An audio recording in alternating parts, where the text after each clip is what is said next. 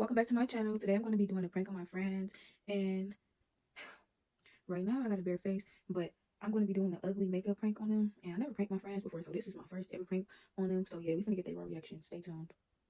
Magazine called Gary, Indiana, the fairy model of urban decay. As early as the 1950s, it was described as full of sin, crime, and open pall of smoke from the steel mills. In 1994, Gary was dubbed the murder capital of the U.S., as it had the highest rate of murders per capita of any city in the country. Today, it doesn't even crack the top 10 most dangerous places in Indiana, let alone in I'm so excited to be doing a video about it, so let's get into the history. If you drive through Gary on Interstate 90, you can't miss Gary Works. It was the largest steel mill in the world for many years, and is still the largest in North America. Pittsburgh may be known as the Steel City, but no city's fortunes have been tied closer to steel than Gary. In fact, U.S. Steel founded Gary, and the name comes from Albert Gary, the founding chairman of U.S. Steel. Its location at the southern end of Lake Michigan is no accident. U.S. Steel owned iron mines throughout the region, and this area could receive shipments via Great Lakes Freighter or railroad. The Standard Oil refinery in nearby Whiting proved a model for U.S. Steel, as it succeeded in the same strategic location. The city was founded in 1906, and the mills produced their first steel in 1909. U.S. Steel understood that they needed to build a city for its workers, as it was too far away from Chicago for regular daily commuting before the freeway era. They needed to build a company town, and Gary would eventually grow to be the largest company town in the United States. Many past company towns came with a big dose of paternalism. Company founders would want to create cities to ensure its residents were moral, upstanding, diligent workers.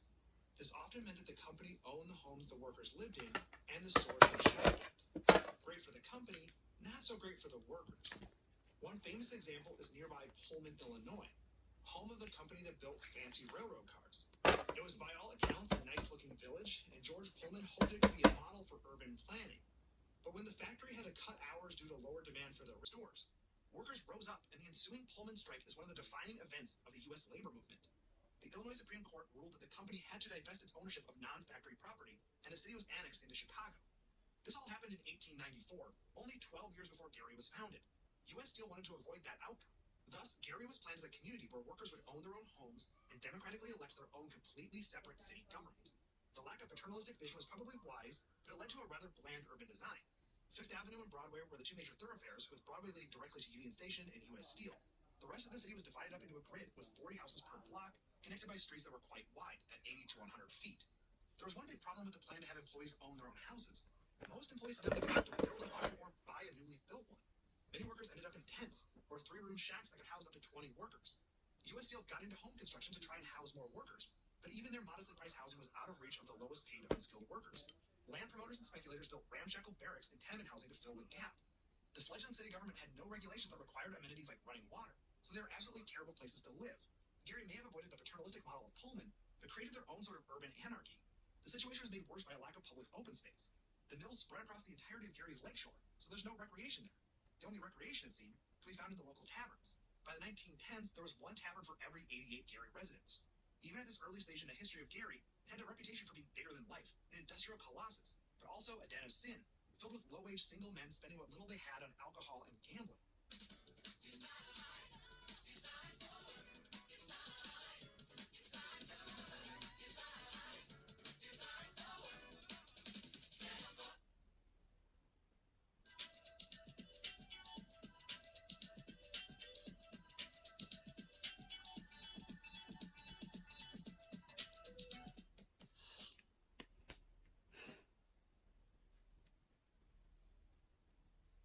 From this inauspicious start, Gary grew with the fortunes of the steel industry.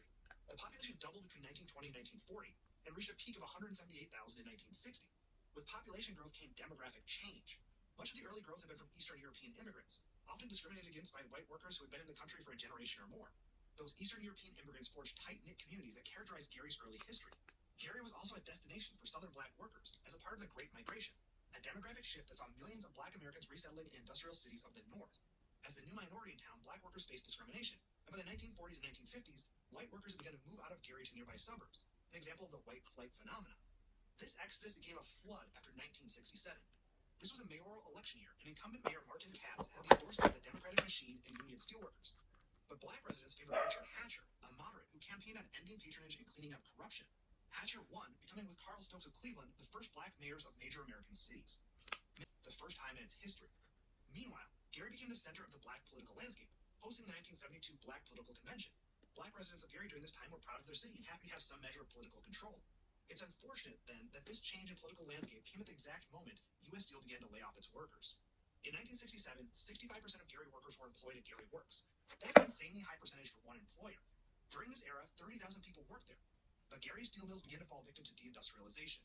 This is when one region's industries decline, often because it becomes cheaper to import the same goods from somewhere else. This phenomenon struck the entire Rust Belt of the U.S. hard, but perhaps none as hard as Gary. U.S. Steel cut thousands of jobs in the 1970s and 1980s. Production at the mills actually picked up in the 80s and 90s, and they were producing as much steel as ever, but automation had rendered most jobs obsolete. By the 1990s, only about 6,000 people worked in the steel mills. What happens when a hastily built company town sees massive job losses from its primary employer, while also succumbing to extreme levels of white flight? Well, Gary's population plummeted. By 1990, only 116,000 people lived in the city. The population freefall continues to the present day. The recently released 2020 census shows Gary is home to only 69,000 people. It's lost over 100,000 residents in 60 years. Today, only about 3,000 people work at the plant. Cities aren't designed to lose population, especially not this fast. As cities grow, they add infrastructure like sewers, power lines, schools, libraries, and roads. Tax dollars pay for those services. When most people leave, the infrastructure is still there and costs money to maintain and operate. Without tax revenues, these services can fall into disrepair. That's what's happening in Gary. 70,000 people who can't pay for a city meant for 170,000. As a result, the city is using what little money they have to demolish buildings, most notably its empty public schools. It's cheaper to demolish them than maintain them empty. Today, Gary only has one public high school left. It used to have a half a dozen. Many of Gary's churches are also do something to my eyebrows. In the 1990s, Gary was rife with gang activity and violence. It's doing better today, but an entire generation of people associate Gary with that reputation. But if you drive through Gary and look past the overgrown lots and empty streets, you see an amazing history. It had once been thriving, and I hesitate to count it greater than any city its size. And it has since it was founded back in 1906. But there is beauty here too, and I hope that the days of a growing Gary come soon. If Gary does make a comeback, it will truly be a fascinating story. The kind of story you might find in one of the frequent short articles posted in Morning Brew, a free daily newsletter delivered to your inbox every day of the week. Morning Brew keeps you up to speed on all the news and current events you need to know about business, finance, and tech in only 5 minutes in a way that's more informative, witty, and relevant than traditional news. It cuts through the clutter and gives you what you need every morning. For example, when I was writing the script, I got to read about an update on the broken international supply chain, a Chinese real estate development group on the verge of collapse, and the wrapping of the Arc de Triomphe in Paris. I really appreciate that I can read about business and art from two different parts of the world in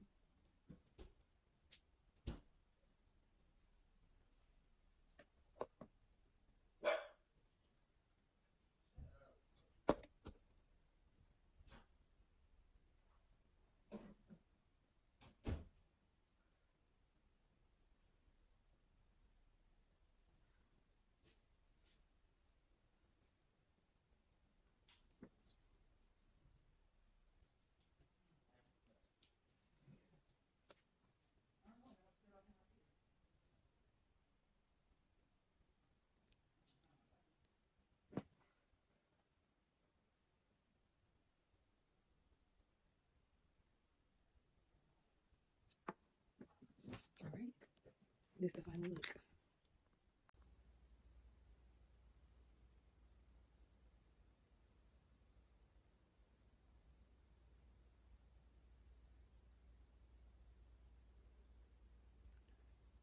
Actually, I want to do one more thing.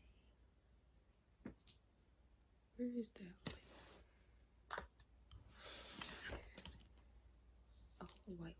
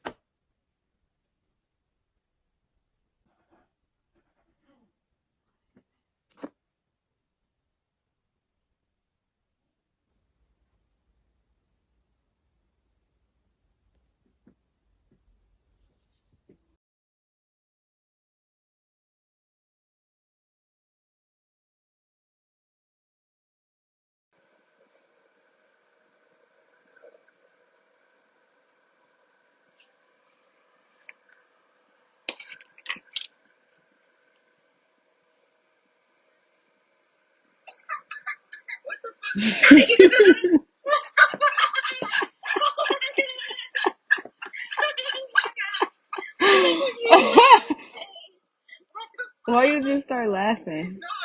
She got powder in her fucking face. What? Oh my god. Who the fuck smacked you with powder? Laughing. Her ass got pit smacked. Pit next with that.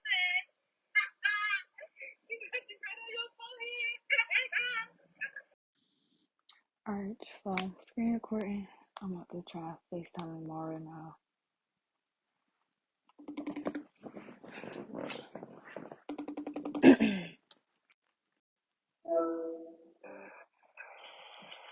Hello?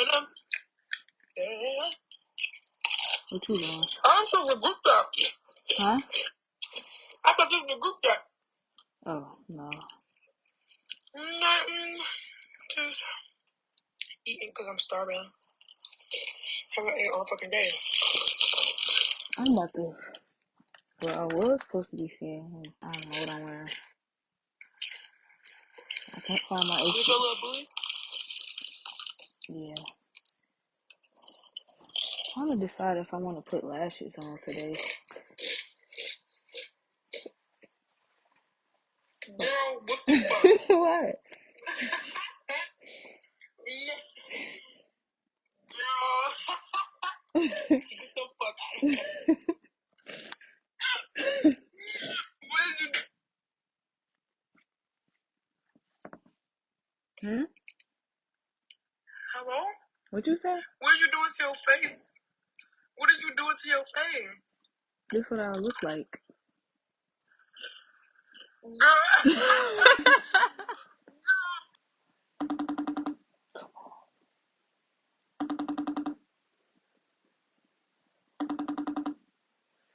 You know, I'm gonna call the group chat since she wanna play.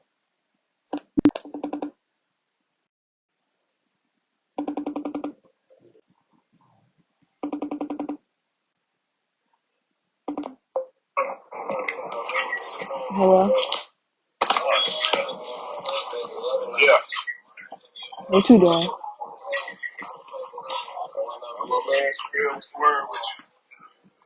Nothing. About to do a couple TikToks. What the hell? What? Wait, hold on. Okay, hold on.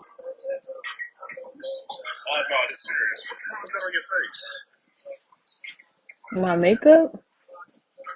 Why I look like that? I went and got it did. That's up there. That's up there. Let me see control.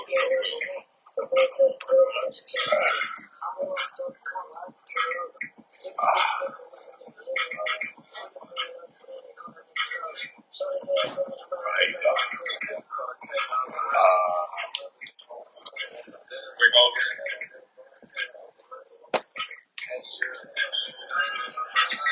Bring over. Over. Over. Over. Hello? Yup. Yeah. I was just showing him my cute makeup. I thought you was doing a Halloween thing. It looked like you could be a scary woman. She looks scary without fucking makeup. But yeah, like I was saying, you like to be a scary woman though. Like you'll be a good cold makeup artist. When it comes down to horror shit. Is you trying to talk about my makeup, Angels? No, I'm not talking about your makeup. I'm telling you. I think I'm that. I'm about to put my other lash on and it's gonna be given. Like, you know that horror sketch shit on Halloween where you make people's face look fucked up? You like to do some shit like that for sure. Okay, you say you made your makeup look fucked up. That's what he trying to say. He trying to cut for you.